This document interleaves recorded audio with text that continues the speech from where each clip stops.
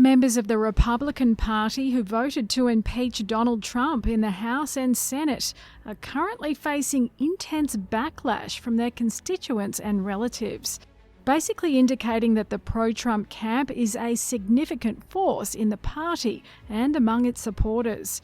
Representative Adam Kinzinger from Illinois, who has voted to impeach the ex-president last month, faces criticism from his family members. In a letter, 11 members of his extended family slammed him for opposing Trump.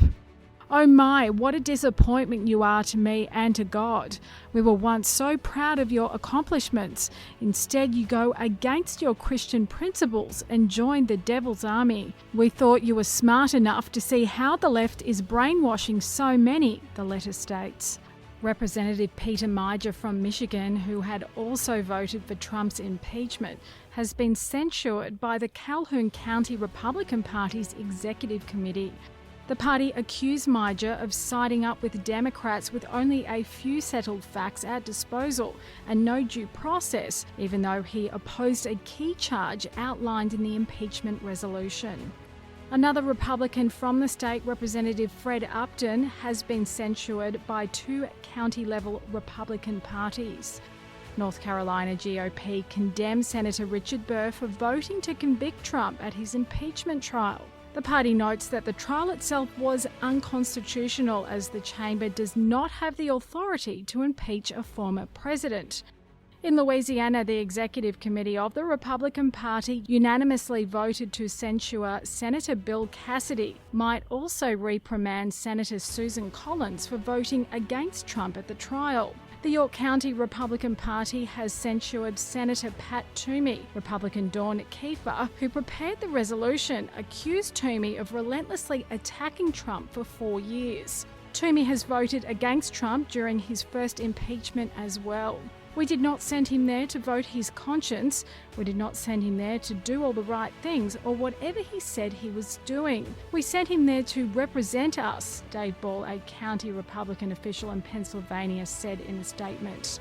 In a departure from other states, the Utah Republican Party announced they would not censure Senator Mitt Romney, even though several members demanded such an action. Former Congressman Jason Chaffetz has indicated that he would challenge Romney in a future election.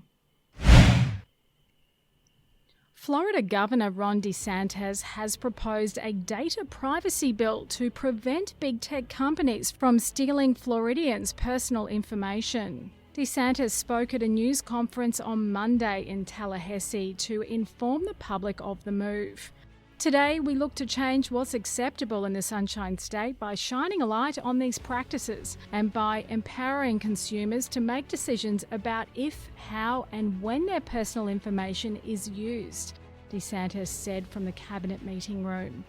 The governor said big tech has created a surveillance economy and privacy is an illusion, with personal information being sold to the highest bidder.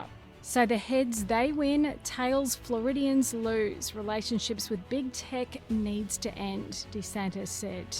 "The status quo has all been a one-way street with big tech, where they have all the power. They dictate all the rules. They take whatever data they want when they want, and consumers get virtually nothing except the, quote, privilege of using their devices they had already paid for," he added. One longtime local IT expert, Mit Patel, summed up big tech.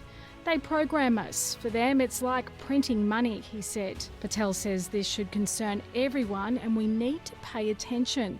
"It's beyond politics," he told 8 on Your Side. "It's about not just all Americans, it's about the world." Patel continued, "So what do these big tech companies do? Obviously, it's going to marketers, where you log into a device and you search something and you go to somewhere else, and all of a sudden you see an ad, and all of a sudden you see an ad for something you searched for. That's what that is," Patel told 8 on Your Side. "I think this should be an issue that should get bipartisan support because even on a Democratic side or Republican side, it's truly an American thing. It can only help consumers, the American public," Patel added. The bill will be introduced on March 2nd when the Florida State Legislature convenes.